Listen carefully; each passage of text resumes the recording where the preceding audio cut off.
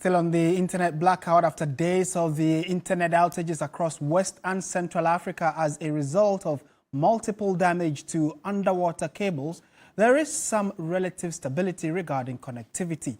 Telcos have secured redundancies to restore the old capacity, while capacity providers are working around the clock to fix the main cables. George Quinning was in Ivory Coast, where major damages to the cables occurred, and has come through with this report.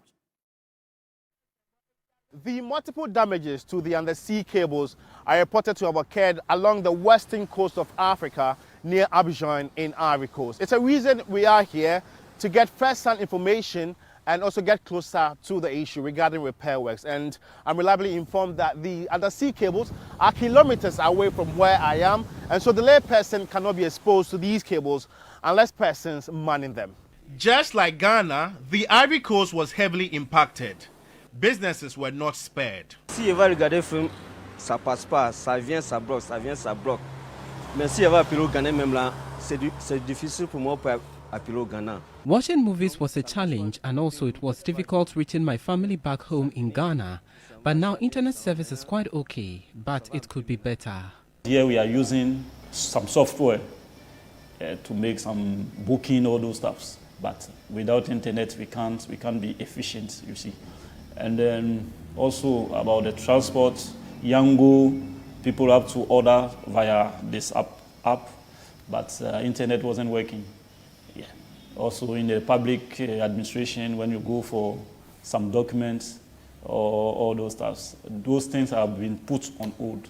Let me give you a fair idea of some of the cables that have been affected. We have SAR3, West Africa Cable System WAS, we have the Africa Coast to Europe ACE, we have Main 1 subsea cable and other cables. And when you look at small telcos in Africa, they rely heavily on Main 1 because it's West Africa's leading data center and connectivity solutions provider. They have presence in Ivory Coast, Ghana and Nigeria. It's a reason these countries are experiencing some sort of downtime.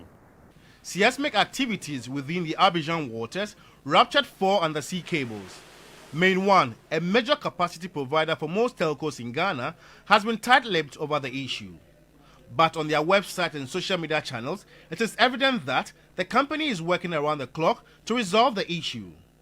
The news team gathered that what is delaying is permission from the Ivorian government, which will grant access to the subsea cable landing service providers to execute repair works in the deep waters. Telcos have sustained services by securing redundancies to restore their old capacity. Just like how these main cables have been damaged, the redundancy cables are faced with a similar fate. They could be ruptured at any time. What really matters now is getting the main cables fixed. Currently, yes, we are on redundancy. Customers or users are beginning to even forget that something like this happened 2 weeks ago, but it's important that we do not get comfortable. If there's a need for governments to talk to governments, it needs to happen. If there's a need for regulators to engage regulators, let's have all of these cross-national collaborations to be able to ensure that the repair works are done and are done in speedy time. Telecom analyst Derek Laye is concerned about the challenges being faced in an election year. There are quite a number of elections also coming up along the west coast, from Senegal all the way to Ghana, that's having its own in December, and we do not want to be running countries or economies on redundancy. So there's that need to get everybody, everything that needs to be pushed through to make this thing work. So that into the future we know that we can move back to where we were, and then we keep the redundancy cables for redundancies. In an era where internet connectivity has become crucial, the internet outages have exposed our addiction, maybe showing how weak our digital system is. George Quinning, TV3 News, Abidjan, Ivory Coast.